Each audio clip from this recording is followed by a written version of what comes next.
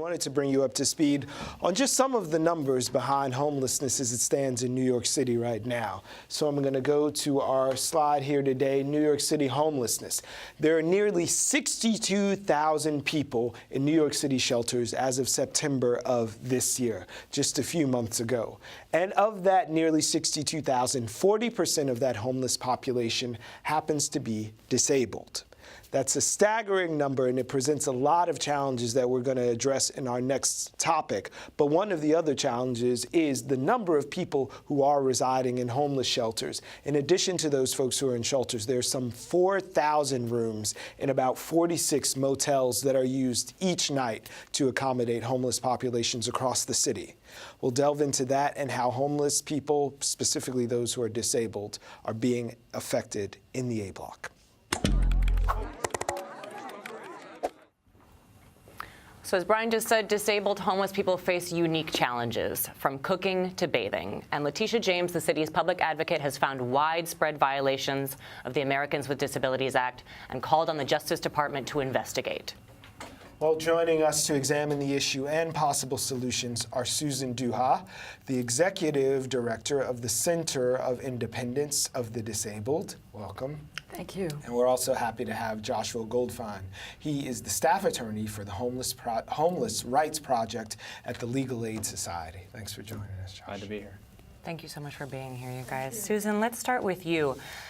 We heard some numbers from Brian, but tell us what actual architectural barriers exist right now in the shelters. Well, right now there are steps leading up to the shelters. Literal steps. Mm-hmm. Literal steps. Right now there are doors that are not wide enough to get through if you use a wheelchair or a scooter or other mobility device. Right now you may have to climb a staircase to get to services, which are placed on the second floor.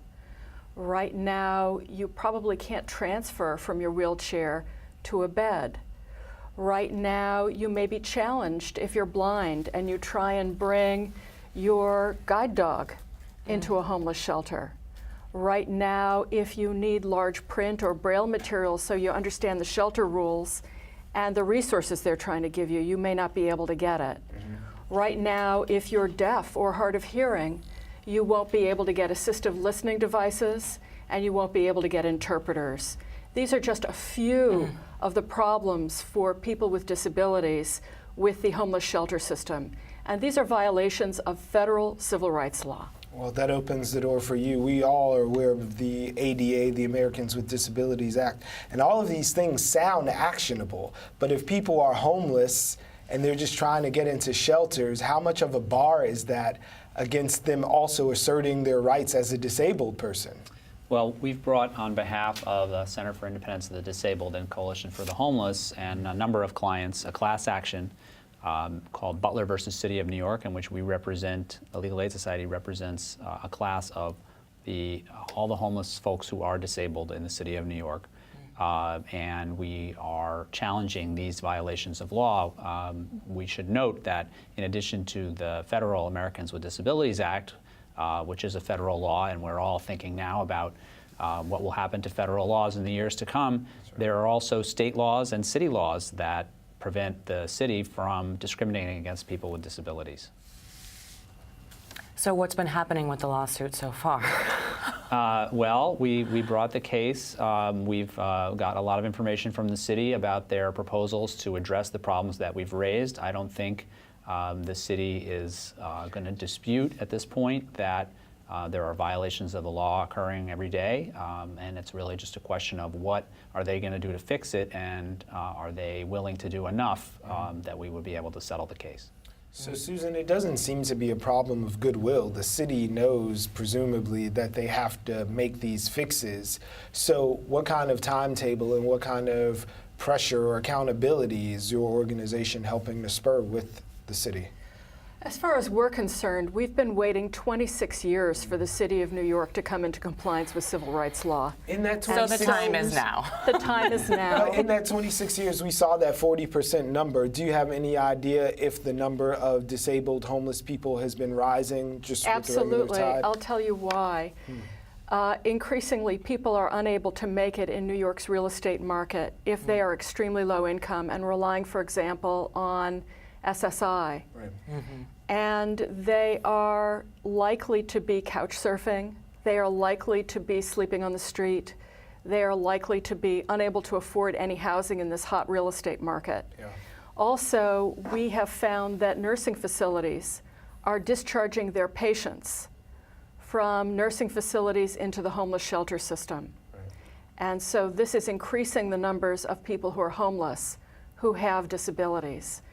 But it's simply impossible to live in New York City at this point in affordable and accessible housing if you have a disability.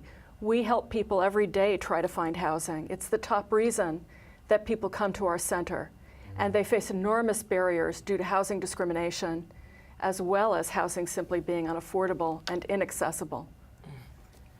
So Joshua, in April, de Blasio promised at least 250 new units of supportive housing by this December. We're about a month away from that deadline. Has he fulfilled that promise? We're told that the first units will be showing up any day now, but we will see if they can meet that deadline. It's important to note that the state and the governor also promised to deliver a substantial number of supportive housing units, but the state has no plan whatsoever to bring those units online. It's also important to note that supportive housing is a great resource for many, many people, but it is not the answer for everyone with a disability or everyone who's homeless. Right, so what are those inclusive of, those units? The units for the city will follow the priorities that the city has used in the past for giving out supportive housing units to people in need of them. The state has not made clear what criteria they will use when, if ever, they put some units online. But people will not qualify, for example, if they are deaf, or if they are blind, or if they simply have a physical disability. You have to meet eligibility criteria to be in supportive housing. So many of the people that we're talking about will never qualify for that housing, and frankly, they don't need it. They're in the shelter system because they're poor, and they can't find accessible, affordable housing, and they're discriminated against. That's why they're there. It's not because they need a caseworker. Who is going to be eligible for those units, Susan? People with mental disabilities, which is great that people will have a way out, and we want a way out for everyone. We support more low-income housing being built for very low-income people. And that's what we hope will ultimately be the solution. We fought for and won subsidies from the state of New York so that people who are being discharged because of a nursing home closing or changing its patient mix, who are now being discharged to shelters, we'd like to get them discharged into housing with a housing subsidy that we fought for. Right. So we're hoping there will be other solutions. Meanwhile, homeless shelters are their home, and they have to be accessible. There's no excuse. So I'd like to know what the point of entry for people who do have disabilities is in finding your services, and that there's someone out there. Like I said, there's a mix of things if you find yourself homeless that you say, I just need to get a bed for the evening, and oh, by the way, I'm in a wheelchair. Or you present and it's like, oh, I have a walker, and they want you to go use a freight elevator or go up a delivery ramp that's not built for people who do have physical challenges. So how do people become aware that you're out there fighting for them? Well, a lot of people find us through the 311 system, and we're on the internet. Our website is www.cidny.org. Other organizations refer to us. You can Google us and find us, and people walk in to our offices and are seen by a counselor to help them apply for housing and help them figure out what to do because they don't have housing.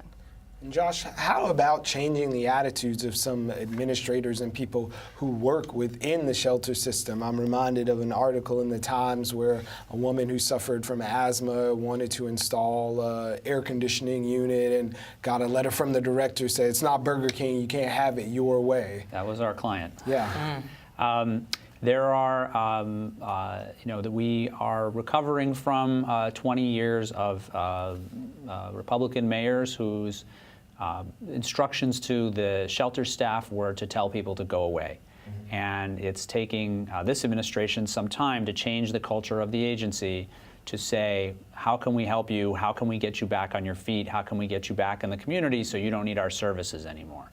That change is slow coming, I think. We have seen. Right. But Susan, there are probably some small things that these places, some small actions that can be taken right away, right? What are some of those that these shelters could be implementing that don't really require a policy change or all of this money? When everyone comes into the shelter system, they need to be asked if they have difficulty seeing, if they have difficulty hearing, if they have difficulty getting around, if they need help with everyday activities. And then they need to have a discussion that's a one-on-one, individualized discussion of what would help. And then the shelter system has to go about bringing that about. When it comes to physical accessibility, it's hard to know what they can do until they make their shelter system accessible. There have been 32 beds in the system that have been accessible, but those are seemingly going out of existence. So this is a real crisis in our view. Winter is upon us, and we are looking at people with disabilities who will not be able to be served and have their dignity intact, their civil rights intact in the homeless shelter system. So where do people go in a very real way when they can't be accommodated and they are homeless? There's no other recourse. Are people forced into the street?